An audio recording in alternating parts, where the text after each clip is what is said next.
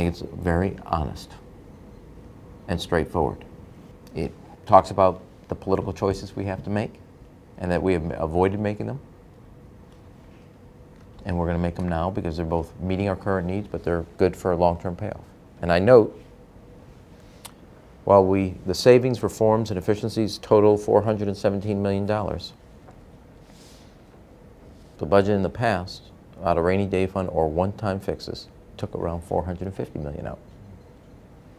Now, it's not a dollar-for-dollar match, but it shows you the sincerity and seriousness in which we attacked what I consider structural problems. But the police department as a whole and the fire department as a whole have been considered walled off ever in the past from any budgetary review, and I said, no, that's not the way you do budgets. It's not good for crime fighting because you get not as sharp as attack as you need to be, and it's bad for budgeting. Even before I was sworn in, I was trying to work with Springfield to try to pass pension reform.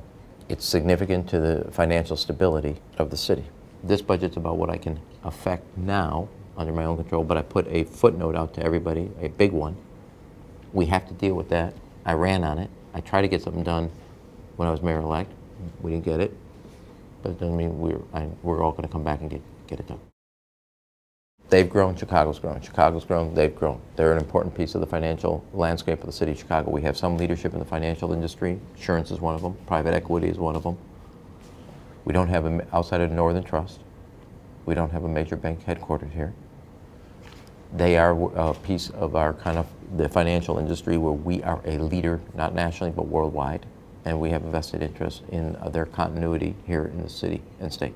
One company should not represent 6% of the corporate sales tax. It doesn't make sense. Oh, and that includes not just CME, CBOE. I think the most important thing I can do for business is what I said. Safe streets, stronger schools, stable finances, and showing them the leadership to challenge all those and make the decisions that are necessary and show that I'm going to spend political capital to get them done. That's the most important thing. Two, I have aggressively pursued individual companies and CEOs where I think we can recruit them here or expand here.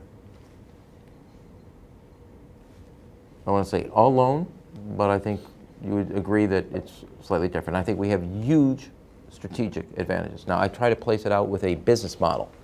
What do we as a city have? Centrally located, great workforce, lead in certain industry sectors like futures and risk management, insurance, aviation. Okay, we have fresh water. It's one of the great resources. Okay, we have a highly educated and trained workforce. Our university higher education system is excellent. 2 of the best of the 5 business schools based here. There's a lot of capacity. We have a great night and cultural life. Businesses want the young, educated workforce we have that a company like Groupon can hire 150 people a week at and interview 5 per slot. One of the things I want to do is steal talent. Other people want to call corporate headquarters. I want everybody to know Chicago's got the best talent anywhere. One of the reasons, the tools that we have are TIF. I want TIF to be not political, but what are the business metrics to measure it? It is not the only tool, the TIF.